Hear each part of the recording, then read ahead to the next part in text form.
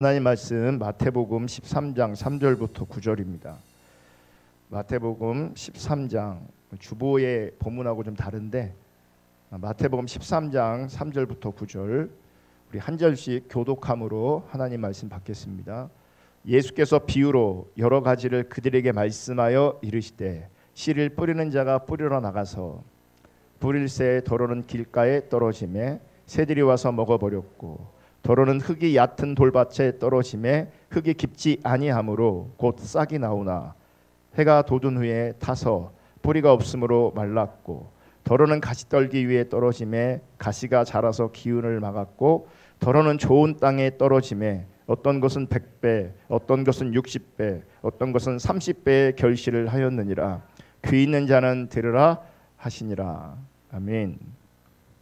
여러분, 지금 우리는 주일 낮예배 시간을 통해서 믿음에 대해서 알아보고 있습니다. 그리고 지난 시간까지는 믿음이 무엇인가 라고 하는 부분들을 살펴봤습니다. 여러분, 우리는 예수를 믿어야 합니다. 예수를 믿어야 되는데 예수를 믿는다는 것은 예수의 믿음, 즉 예수가 가졌던 그 믿음을 가지는 것입니다. 그러니까 예수의 믿음을 가지는 것. 그러면 예수의 믿음을 가지기 위해서는 예수의 믿음이 무엇인가를 당연히 알아야겠죠. 그래서 지난 시간까지는 예수가 가졌던 그 믿음, 예수 안에 있었던 그 믿음, 그 예수의 믿음을 살펴봤습니다. 그러면 우리가 예수를 믿어야 되고 예수 안에 있는 그 믿음을 우리가 살펴보았다면 그 다음은 우리가 뭘 해야 됩니까? 이제 예수를 실제로 믿어야 되는 거죠. 이제 예수를 믿어야 되는 겁니다. 그런데 예수를 믿는다는 것이 구체적으로 무엇일까? 여러분, 예수를 믿는다는 것은 예수의 믿음, 우리가 그동안 배웠던 그 예수의 믿음을 지적으로 동의하는 것을 말하는 게 아닙니다. 많은 기독교인들이 착각하는 게 있어요. 예수에 대해 많이 들었습니다. 그래서 예수에 대해서 내가 많이 알고 있다고 생각하는 거죠.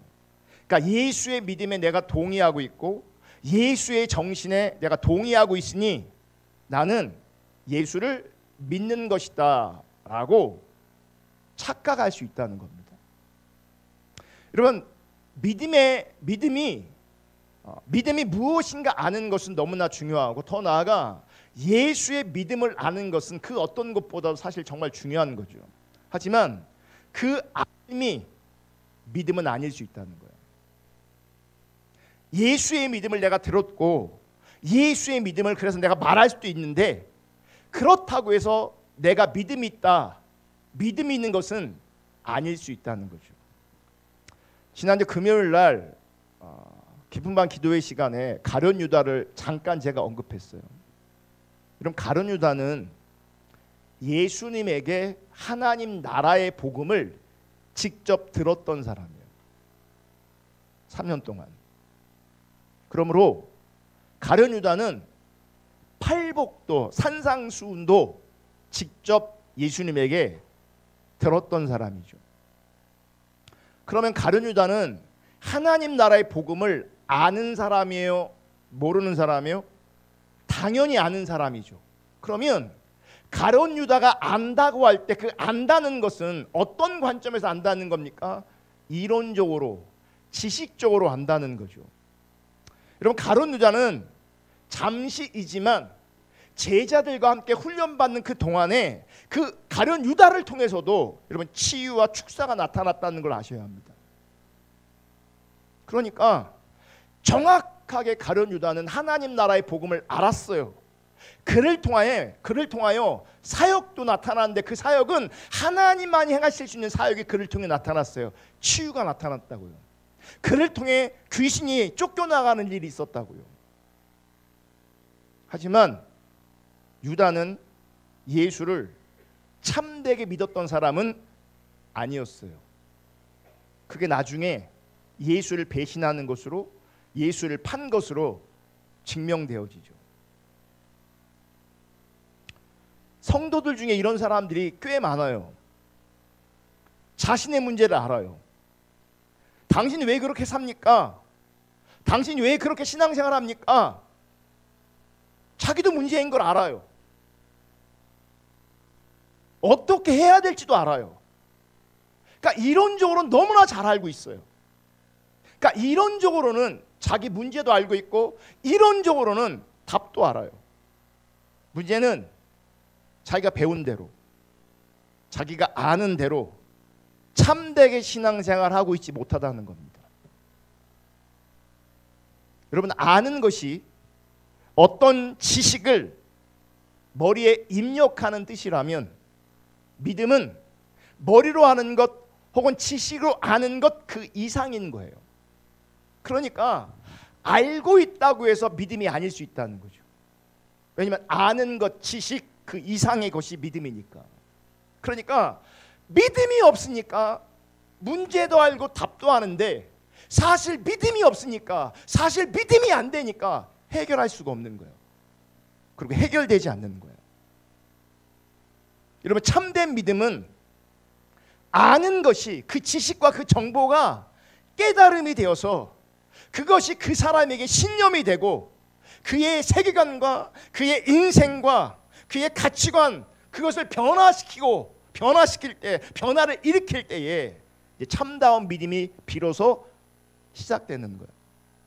아는 게 믿음이 아니고요, 그 아는 것이 깨달아져야 되는 것이요, 그 아는 것이 내 삶의, 내 신앙에 철저한 하나님의 기준으로 인식되어지는 거죠.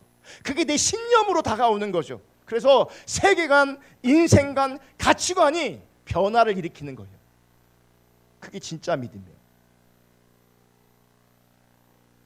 저는 이번 설교를 준비하면서 왜 사람들이 믿지 않는지, 그리고 믿는 것이 왜 어려운지, 그리고 왜 믿는 것처럼 보였는데 결국은 방황하고 믿음을 버리는지를 알게 되었어요. 그 이유가 뭐냐면 참다운 믿음이 심기어지지 않아서 그랬다는 거예요. 믿음은 심기어지지 않았고 머리에만 종교적 가치관들이, 교리들이, 그 문화들이 심기어진 거죠. 머리에. 참다운 믿음이 심기어진 게 아니라 정보와 지식이 들어온 겁니다. 그래서 믿는 것처럼 보이지만 결국은 참다운 믿음으로 자라가지 못하는 거죠. 그래서 하나님께서 원하시는 열매가 안 나오는 겁니다. 그리고 그 이유를 이제 앞으로 집중적으로 살펴볼 겁니다. 여러분, 믿음은 마치 파종하는 것과 비슷합니다. 파종이 뭐예요? 씨를 심는 거죠. 그러니까 믿음은 씨를 심는 것과 비슷하다는 거예요. 예수의 믿음이 예수님 안에 있었던 그 믿음이 씨앗이라면 그것을 내 안에 심는 작업이 필요하다는 거예요. 내 내면에, 내 삶에, 내 인격에 심어져야 된다고요. 그래야 나의 내면이라는 화분에 하나님 나라라는 화초가 자라고 끝내는 열매를 맺게 되는 거예요. 그러니까 심기어지지 않으면 자랄 수도 없고 자라지 못하면 열매는 안 나오는 거죠. 이 심는 작업은요, 공부하는 것과 비슷해요. 그러니까 학습과 비슷하다고요. 학습은 뭐예요? 배우고 익힌다는 뜻이에요. 배우고 익힌다. 학이 뭐예요? 배울 학이고, 습이 익힐 습이죠. 그러니까 배우고 습득하다는 거죠. 그러니까 비가 내리는 것이 학이라면 내린 비가 땅에 스며드는 것이 습이 되는 거죠. 그러니까 믿음도 비슷한 거예요. 예수의 믿음을 이제 여러분은 알았어요. 왜요? 들었기 때문에. 모르시는 분들은 다시 설교를 들으시고 다시 책을 읽으세요. 예수의 믿음이 무엇인가를 분명히 알아야 돼요. 학습해야 된다고요. 배워야 된다고요. 그 정보가 내 안에 들어와야 된다고요. 아멘. 예수의 믿음을, 그래서 믿음을 알았다면 그 예수의 믿음이 한 사람의 신념과 내면과 그 인격에 심기고 뿌리내리고 스며들어야 되는 거예요. 아멘. 그럼 어떻게 해야 그 예수의 믿음을 내 안에, 우리 안에 심을 수 있는가? 가장 먼저는 심기 전에 비워야 합니다. 왜 비워야 돼요? 우리 내면에 빈자리가 없는 거예요. 무슨 말이냐면 내 안에 복음이 들어올 자리가 없는 거예요. 믿음이 심기어질 자리가 없는 거예요. 내 안에 너무 많은 것들이 있는 거죠. 이미 많은 것들이 우리 안에 있어요. 오늘 본문에 보면 씨가 심기지 못하도록 방해하는 것들이 있어요. 돌짝밭, 가시떨기밭, 씨가 자라지 못하게 해요. 본문을 다시 한번 보시면 마태복음 13장 3절, 예수께서 비유로 여러 가지를 그들에게 말씀하여 이르시되 씨를 뿌리는 자가 뿌리러 나가서 뿌릴새 더러는 길가에 떨어지며 새들이 와서 먹어버렸고, 이거는 전혀 심기어지지 않는 거죠. 하나님의 말씀이 전혀 심기어지지 않는 거예요. 그러면 그 씨는 어떻게 됩니까? 사라져요. 그래서 비유는 어떻게 해요? 길가에 뿌려 심겨지지 않아요. 그러니까 새들이 와서 먹어버려요. 그러니까 씨는 뿌려졌지만 사라지는 거죠. 그러니까 아예 맥히지가 않는 거예요. 믿음이, 말씀이 심겨지지 않는 거예요. 5절, 더러는 흙이 얕은 돌밭에 떨어짐에 흙이 깊지 아니하므로 곧 싹이 나오나, 돌이 밑에 보니까 돌이 너무 많아. 돌이 너무 많으니까 거기 씨가 떨어지면 싹은 나오는데 그게 다예요. 싹은 나오는데 다예요. 해가 돋은 후에 타서 뿌리가 없으므로 말라요. 떨어지긴 했어요. 싹은 나긴 했어요. 말라버려요. 사라지는 거죠. 7절, 더러는 가시떨기 위에 떨어짐에 가시가 자라서 기운을 막았고, 더러는 좋은 땅에 떨어짐에 어떤 것은 100배, 어떤 것은 60배, 어떤 것은 30배의 결실을 하였느니라. 귀 있는 자는 들으라 하시니라. 가시떨기에 떨어지면 자라는 것 같은데 기운을 빼앗겨요. 그래서 건강하게 온전하게 자라질 못해요. 그럼 결국 열매를 맺을 수 없게 되는 거죠. 분명한 것은 우리 내면에 믿음이 심기지 않도록 혹은 믿음이 자라지 못하도록 많은 것들이 존재한다는 겁니다. 외부적으로는 이런저런 방해 요소가 있고, 더 심한 방해 요소는 박해와 핍박 이런 것이 있겠죠. 그러니까 신앙생활을 하지 못하도록 방해하는 거죠. 그런데 말씀에 보면 특별히 이 가시덩풀, 돌짝밭 이런 거 설명할 때는 이런 얘기를 해요. 세상의 염려와 재물의 유혹이라고. 그러니까 우리 안에 뭐가 많은 거예요? 세상의 염려, 재물의 유혹. 그러니까 한마디로 말하면 세상 풍속을 쫓아가는 거예요. 세상을 사랑하는 거예요. 이런 것들이 믿음이 심겨지는데 혹은 믿음이 자라는데 큰 걸림돌 역할을 하게 되는 겁니다. 제가 군대 생활할 때 저는 사실 가요 잘 안 듣거든요. 일부러 찾아 듣고 그런 게 거의 없어요. 그러니까 살다 보니까 들리는 게 들리는 거죠. 옛날엔 길거리마다 음악을 많이 틀어놨어요. 애들도 많이 듣고 하다 보니까 그 시대에 어떤 노래가 유행하는지 그냥 저절로 알게 돼 있어요. 그러니까 저절로 들리니까 알게 되는 거지. 또 많이 들으니까 따라할 수 있게 돼요. 근데 사실은 전곡을 내 스스로 암기해서 기억해서 할 수 있는 노래가 거의 없어요. 왜냐하면 그렇게 적극적으로 불러본 것이 없어요. 가요를 잘 몰라요, 사실은. 그런데 군대 가서 시인가 촌장의 가시나무라는 노래를 들으면서 제가 엄청 울었어요. 그 멜로디도 슬프긴 하지만 그 가사가 내 마음을 막 찌르는 거예요. 그리고 그 노래를 부르면서 울면서 굉장히 아팠어요. 그러니까 사실 그 노래가 좋은 게 아니라 그 노래가 담고 있는 가사의 의미들이 내 안에 막 이렇게 찌르는 거예요. 정말 많이 울었어요. 혼자. 그거 헤드폰 끼고 조금만 그 네모반에 보면 그 음악 들을 수 있도록 해놓거든요. 그러니까 처음에 만들 때는 음악 들으라고 만들어 놨는데 신나게 만들어 놓고 휴가 갔다 오면 판 하나씩 사놓고 막 이렇게 비치해 놓고 막 그러거든요. 그러니까 처음 할 때나 사람들 들어가서 음악 듣고 막 그러지, 나중에는요 거기 안 들어가요. 아무도 다 테레비 보고 있지 음악 듣고 있는 친구가 없어요. 그러면 그 한 평도 안 되는 조그만 공간에서 헤드폰 끼고 우연히 이 노래를 들었는데, 이 노래를 들으면서 제가 펑펑 울었어요. 처음 가사부터 내 마음을 너무 아프게 하는 거예요. 내 속엔 내가 너무 더 많아, 당신의 쉴 곳이 없네. 그 당시 제가 그랬거든. 내 속에 내가 너무 많은 거예요. 내가 나도 모르겠고 내 속에 내가 너무 많아서 예수님이, 주님이 쉴 수가 없는 거예요.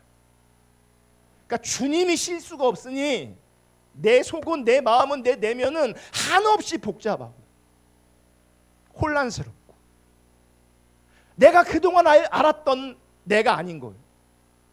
그러니까 나에 대한 혼돈스러움이 있고 복잡함이 있고, 이거 말로 형용할 수 없는 어려움이 있었어요. 내 속에 내가 너무 다 많아, 당신이 쉴 곳이 없네. 이 말이, 이 가사가 너무 절절한 거예요.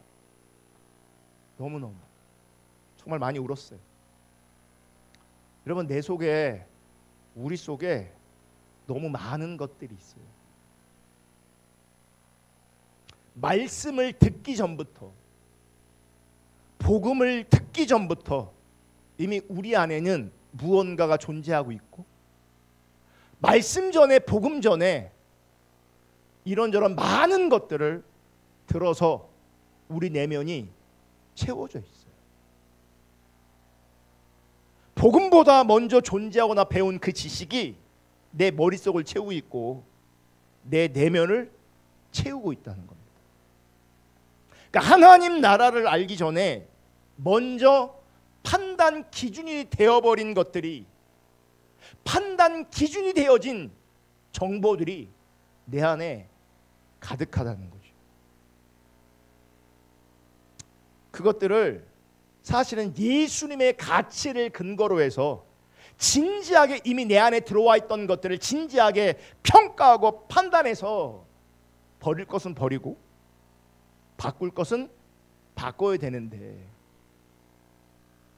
우리는 거꾸로 하고 있어요. 복음과 말씀과 상관없는 정보를 기준 삼아서 복음을 밀어내고 하나님의 기준을 밀어내는, 말씀을 밀어내는. 여러분, 예수님의 가치를 근거로 해서 진지하게 평가해서 버릴 것은 버리고 바꿀 것은 바꿔야 되는데, 만약 그렇게 하지 않으면, 그렇게 하지 않은 상태에서 내 속에 많은 것들이 들어와 있는 그 상태에서 복음을 받아들이면 우리 내면에 있는, 우리 내면을 채우고 있는 그 기준으로 말미암아, 그 관념으로 말미암아 복음이 왜곡되게 되는 거예요. 그래서 복음이 제대로 뿌리 내리지 못하게 되는 거죠. 그래서 잘못된 믿음이 되는 거예요. 우리가 십자가 복음에서 지금 참신앙이 뭔지를 지금 나눴고, 자기중심, 하나님 중심을 나누었고, 이제 거짓신앙을 들어갔어요. 거짓신앙의 뿌리가 뭔지 아세요? 거짓신앙의 핵심이 뭐예요? 자기중심이에요. 자기중심적인 자리에서 신앙을 받아들이고 말씀을 받아들이고 복음을 받아들이잖아요. 그 자기중심적인 자리, 즉 내 안에 있는 많은 것들을 통해서 신앙이, 복음이, 말씀이 왜곡되는 거예요. 또 이미 가지고 있는 그 지식과 정보를 가지고 자기가 이미 신년 삼은 것들을 말씀을 통해서 정당화하는 거죠. 자기가 원하는 것을 말씀을 통해서 뒷받침 받으려고 하는 거죠. 이것도 복음의 왜곡인 겁니다. 복음이, 말씀이 오용되는 겁니다. 그리고 더 나아가서 복음과 신앙이 이제 매력 있게 다가오지 않으면 결국 어느 시점에서 그 복음을, 신앙을 버려버립니다. 이미 우리는 자기중립성이 있어요. 이미 타락한 본성이 있어요. 거기서 복음을 받아들였어요. 말씀을 받아들였어요. 신앙생활을 했어요. 신앙이 왜곡되겠죠. 자기 중심적인 신앙으로 자라겠죠. 근데 살다 보니 세상의 가치가 들어와요. 세상의 정보가 들어와요. 그러면 신앙은 더 재미없어져요. 나에게 의미가 없어지죠. 신앙이, 복음이 매력 있게 다가오지 않아요. 그럼 결국은 버리게 돼 있어요. 오늘날 젊은 사람들이 대부분 이 지경에 있어요. 그러니까 어렸을 때는 부모에게 의해서 따라 나와요. 그럼 복음을 듣죠. 예수님도 듣고 천국과 지옥도 듣고 이렇게 저렇게 들어요. 배워요. 그런데 나중에는 이 신앙이 재미없어요. 매력적이지 않아요. 신앙이, 말씀이 자기에게 신념과 자기 세계관을 바꿀 수 있는, 자기 인생관을 바꿀 수 있는, 자기 가치관을 바꿀 수 있는, 그렇게 신앙이, 말씀이 나한테 다가오지 않거든요. 도리어 세상을 통해서 내 세계관이 지배를 당합니다. 이 땅의 정보를 통해서 내 세계관이, 내 가치관이, 내 삶의 방식이 지배를 당합니다. 그럼 끝내 참다가 뭘 참아요? 신앙생활을 참고 견디다가 떨어져 나갑니다. 열심히 하는 사람들도 보면, 뜨겁게 하는 사람들도 보면 결국은 참다운 믿음의 근거로 있는 것이 아니라 왜곡된 믿음을 근거로 해서, 혹은 왜곡된 신앙을 근거로 해서 열심히 하는 경우가 태반이에요. 그러니까 열심히 해도 문제고 열심히 안 해도 문제인 거예요. 다 뭘 기반하는 줄 아십니까? 내 안에 있는 복음 말고, 말씀 말고 다른 정보에 의해서, 왜곡된 신앙의 근거에서, 혹은 세상의 가치의 근거에서 열심을 내든지 아니면 포기하든지. 그럼 복음을 알기 전에 이미 나를 지배하고 나에게 강력한 영향력을 주고 있는 그 정보와 개념의 가치는 무엇인가?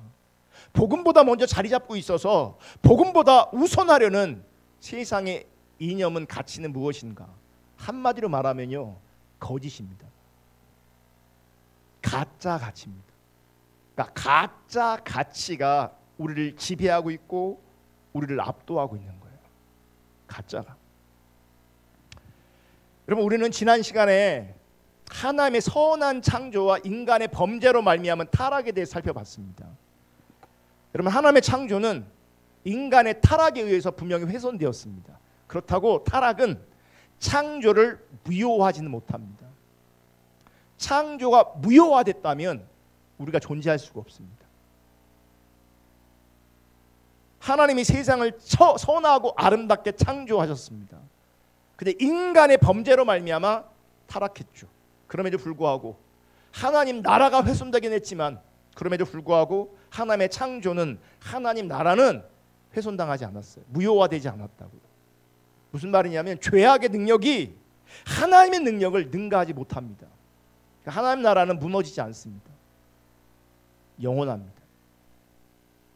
하나님은 훼손된 그 하나님 나라를, 그 훼손된 창조를 회복하게 원하시는 겁니다. 누구를 통하여? 제자를 통해서, 참다운 믿음의 사람들을 통해서. 아멘. 그래서 이 죄악된 세상임에도 불구하고 여전히 하나님의 선한 손길은 존재하고, 하나님의 선하신 손길은 이 죄악이 많은 이 세상에도 얼마든지 지금도 작동하고 있다는 것을 기억하시기를 주님의 이름으로 축복합니다.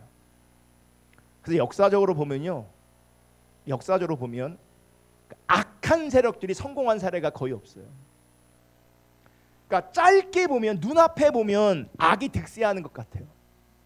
근데 넓게 보면 그 심판하셨어요. 항상. 그리고 이 땅에서 심판받지 못하는 것처럼 보여도 결국 죽음 이후에 하나님 반드시 심판하세요. 그러니까 하나님의 선하신 손길은 항상 작동되고 있어요. 세상이 아무리 어두워도, 세상이 아무리 약해도 그 속에서 하나님은 일하고 계세요. 그래서 시대마다 타락했지만 그 타락한 시대 속에서 반드시 하나님의 사람들은 존재했어요. 남은 자로 존재했어요. 왜냐하면 하나님은 그때도 일하셨기 때문에 그래요. 이사야 시대가 타락한 시대인데 이사야가 있었어요. 예레미야 시대가 타락했을 때 예레미야가 있었다고요. 숨어있는 하나님의 사람들이 분명히 존재해요. 우리가 무명한 자 같으나 숨어있는 하나님의 사람 될 수 있기를 주님의 이름으로 축복합니다. 하나님 일하신다고요. 하나님 여전히 일하신다고요. 아멘. 버티면, 힘들지만 버티면 끝내 하나님께서 수고했다고 칭찬하실 날이 있다고요. 잘했다고 너는 내 충성된 종이라고 말씀하실 때가 있다고요. 하나님이 여전히, 하나님의 선하신 손길이 여전히 작동되고 있지만, 그럼에도 불구하고 분명한 것은 이 세상은 이곳저곳이 망가져 있다는 겁니다. 이것저것이 망가져서 인간을 죄의 길로 이끄는 어두움이 도사리고 있는 것도 분명한 사실입니다. 그러니까 이 세상이, 이 어둠이 사람들을, 특별히 하나님의 사람들을 내버려 두지 않는 거예요. 그래서 이렇게 복음에 대해서, 말씀에 대해서 어떤 하나님의 기준들을 정확하게 인식하지 못하면 자기도 모르는 새에 내 안에 있는 잘못된 정보들 때문에, 그 지식 때문에, 또 세상에 집어넣은 정보와 지식 때문에 하나님을 떠나는 거예요. 그래서 그 어떤 것보다도 사람들에게 힘든 게 뭔지 아세요? 우리 시대에 믿음 생활이 힘든 거예요. 신앙 생활이 힘들어지는 거예요. 어둠이 우리를 죄의 길로 자꾸 이끌어가요. 어둠이 하나님 없는 길로 우리를 자꾸 이끌어가요.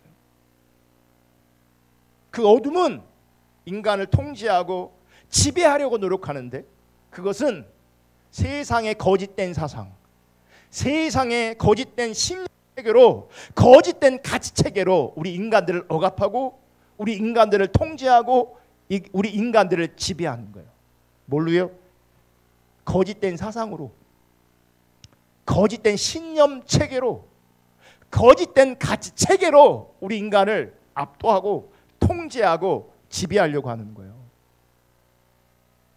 그래서 우리가 복음을 정확하게 모르면요, 이 거짓된 사상, 거짓된 신념 체제, 거짓된 가치 체제가 우리를 자연스럽게 압도하는 거죠. 그게 내가 되는 거예요. 봐요. 가치 체계, 신념 체계, 이건 그냥 나예요.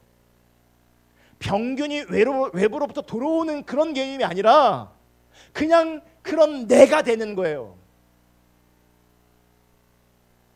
그런 내가 된다고. 그러니까 나를 부정한다는 게, 내 신념을 부정한다는 게 쉬운 게 아닌 거거든요. 그래서 신앙생활이 어려운 거예요. 이렇게 인간을 지배하는 거짓 사상, 거짓 신념, 거짓 가치 체계는 원죄와 아주 비슷한 구조를 가지고 있어요. 그 원죄의 구조는 이렇습니다. 첫째, 허용. 둘째, 한계. 세 번째, 침범이요. 원죄의 구조가 이렇게 작동된다는 거죠. 하나님께서는 인간에게 이 세상을 누리도록 허용하셨어요. 근데 허용만 한 게 아니라 한계를 두셨어요. 그러니까 허용 속에 뭐가 있어요? 한계가 있어요. 허용된 게 많아요? 한계가 많아요?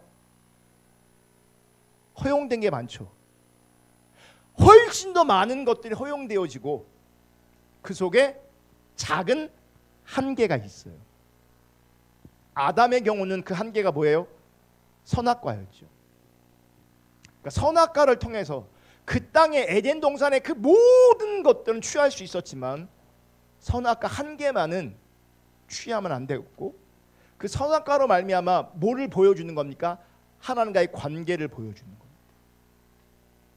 안 따먹으면 순종이 되는 것이고, 그러니까 따먹으면 불순종이 되는 것이고, 안 따먹으면 하나님과 관계가 지속되는 거죠. 하나님 왕이시고 우리는 그분의 백성인 거죠.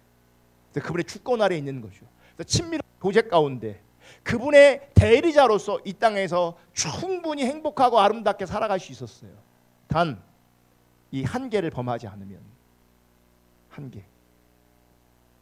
그래서 이 한계는요, 하나님의 관계를 표현하는 거예요. 그래서 한계를 넘어서면 안 되는 거예요. 그 한계 앞에 뭐 해야 돼요? 순종해야 되는 거예요. 하나님의 뜻이에요. 하나님께서 이 한계를 설정하신 이유가 있어요. 이 한계를 침범해버리면, 이 한계가 무너져버리면 하나님의 질서가 파괴되어지는 거예요. 그죠? 하나님은 창조주고 우린 피조물인데, 피조물이 이 한계를 넘으니, 한계를 침범하니 피조물이 뭐처럼 살려고 해요? 하나님처럼 살려고 하는 거예요. 그러니까 창조 질서가 훼손되고 파괴되는 겁니다. 그래서 한계를 주심으로 말미암아 하나님과 우리의 관계를 분명히 하시는 거예요. 나는 하나님이고 너는 내 백성이야. 나는 창조주고 너는 피조물이야. 관계를 분명히 하시는 거예요. 뭘 갖고요? 이 한계를 가지고. 근데 이 한계가 무너지면, 이 한계를 침범하면 하나님의 질서가 파괴되어지고요, 인간에게는 고통과 불행이 시작됩니다. 여러분, 하나님께서 우리 가운데 지키라고 하신 것들이 있고 하나님이 우리 가운데 하지 말라고 하신 것들이 있어요.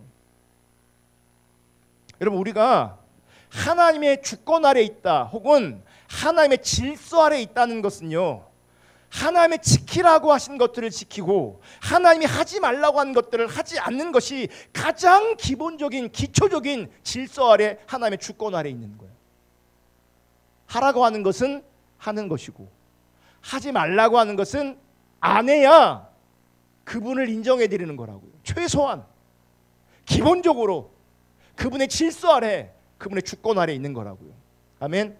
그러면 이건 누구를 위한 한계인가? 하나님을 위한 한계인가? 아니면 인간을 위한 한계인가? 누구를 위해 지키라고 하는 것이며 누구를 위해 하지 말라고 하시는 것인가? 결국 누구를 위한 것인가?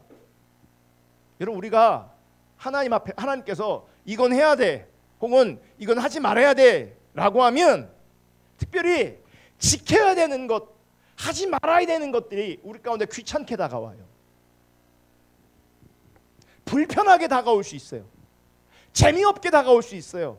하지만 그것은 우리가 분명히 알아야 되는데, 지켜야 하는 것을 지키지 않았을 때, 내가 버려야 할 것을 버리지 않았을 때 반드시 그 인생 가운데 고통과 불행이 닥친다는 걸 기억하셔야 돼요.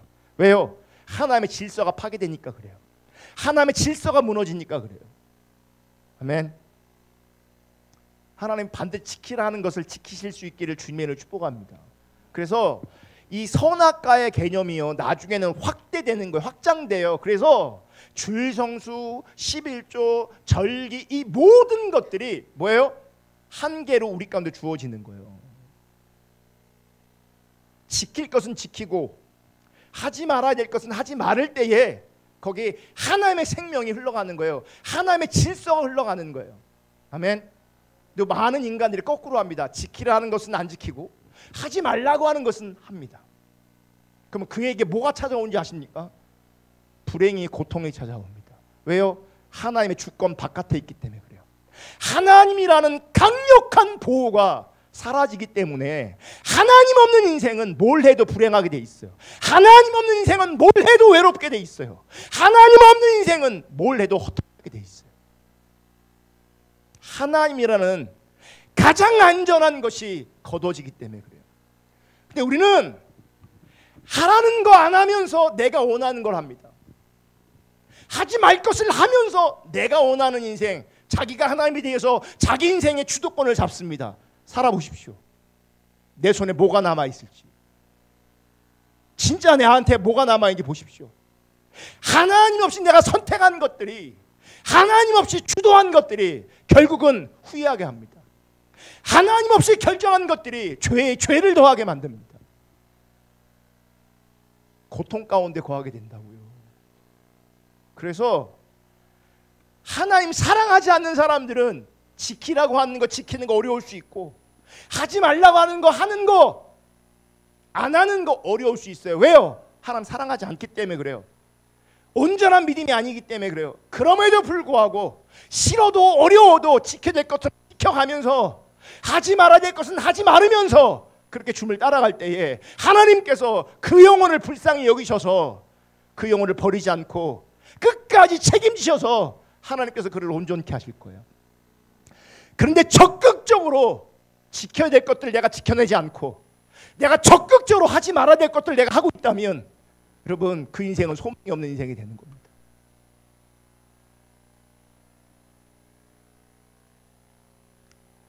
지켜야 하는 것을 지키지 않았을 때, 버려야 할 것을 내가 버리지 않았을 때 반드시 고통, 불행이 닥친다. 쉽게 예를 들게요.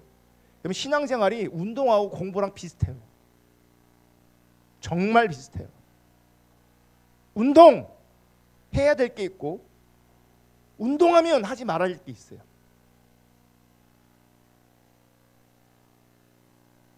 해야 될 걸 안 하면, 하지 말아야 될 걸 안 하면 나중에 우리 몸이 어떻게 돼요? 망가지고 병들게 돼 있어요. 운동하는 거 쉽지 않죠. 불편할 수도 있죠. 힘이 들 수 있죠. 식단 조절하는 거 어려울 수 있죠. 근데 우리는 신앙생활 운동하듯이 합니다. 진짜 운동 안 하죠.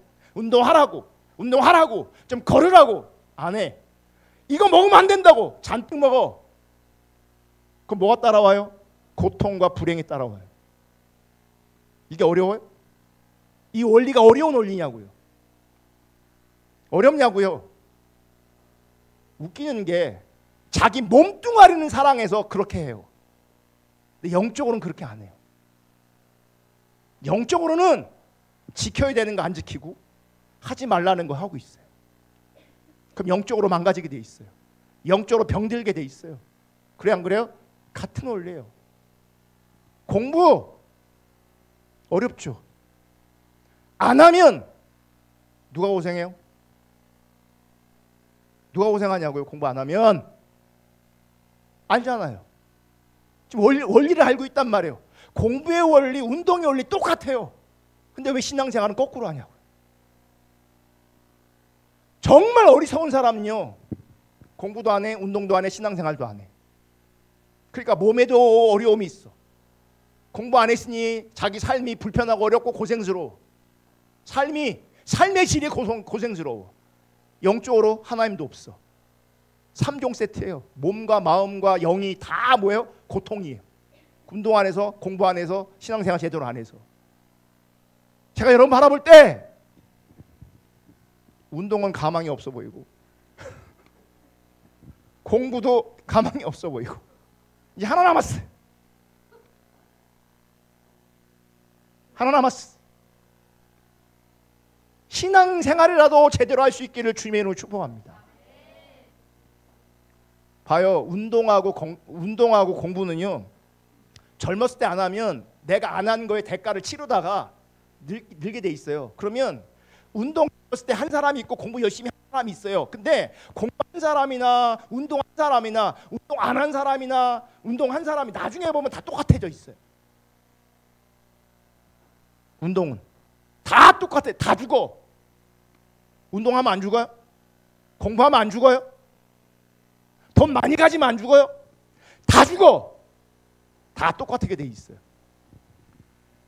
신앙생활의 결과만 달라지는 거예요. 신앙생활의 결과만 달라지게 돼 있어요. 아무리 화려한 인생을 살아도 병들게 돼 있고 쇠하게 돼 있어요. 죽게 돼 있다고요. 그래 안 그래요?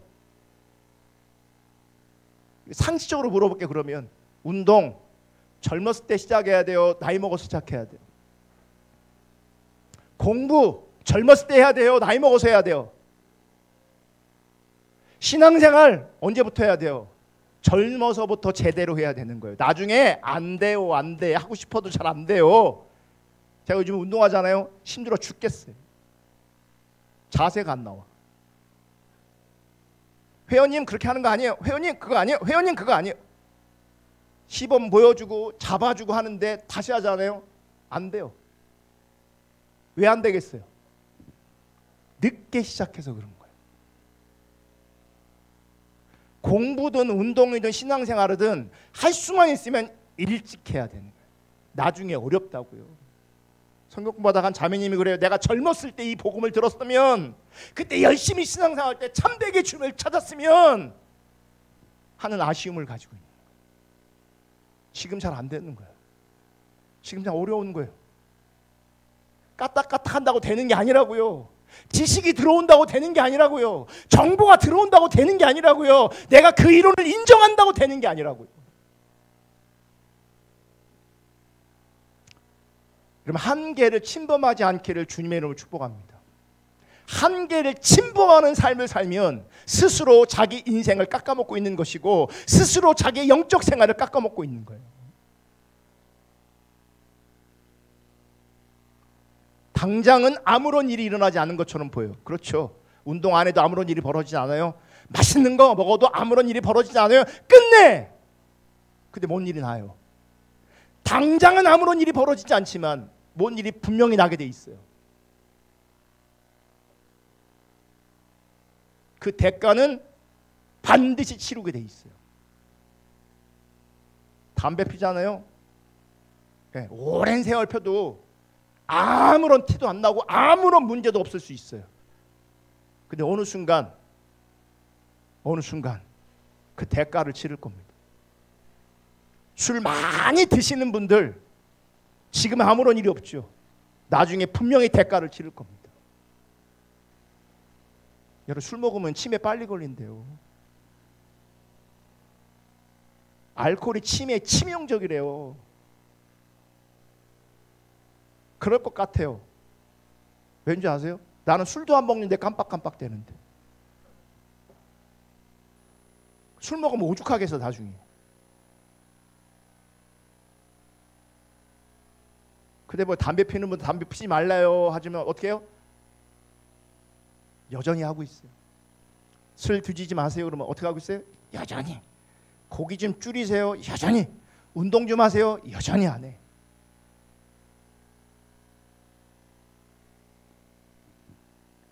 최초의 인간은 한계를 침범해서 금지된 과실을 먹었고 그 결과 에덴 동산에서 쫓겨났어요. 여러분, 이 세상의 거짓 이념도 허용과 한계와 침범의 구조를 가지고 있어요. 하나님께서 허락하신 선한 것들을 허용된 한계 범위 안에서 누려야 되는데 그 허용된 한계 범위를 침범하고 왜곡시킴으로 말미암아 세상에 죄악이 악이 들어온 거죠. 그러니까 예수의 복음을 알기 전에 이미 인간을 통제하고 있는 세상의 거짓된 실체도 가치관도 이런 구조를 가지고 있는 거예요. 대표적인 게 세 가지가 있는데 첫째는 가족 이기주의, 두 번째는 경제 지상주의, 세 번째는 번영 지상주의.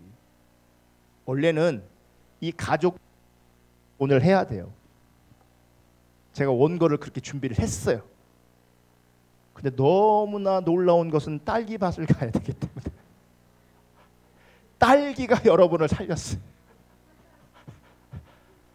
우리 찬양하고 기도하겠습니다. 다음 주 이어서 하겠습니다.